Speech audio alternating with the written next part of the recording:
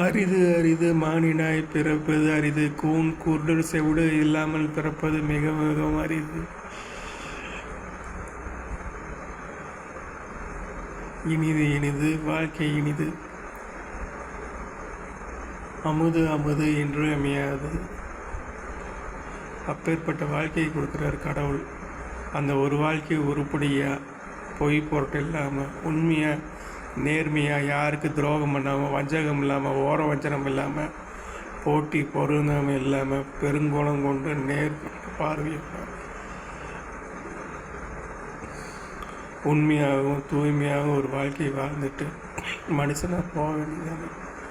எதுக்கு இந்த பொய் பொருட்டு போட்டி பொறாமல் பெரியவன் அதுதான் எதுவுமே இல்லாததான்.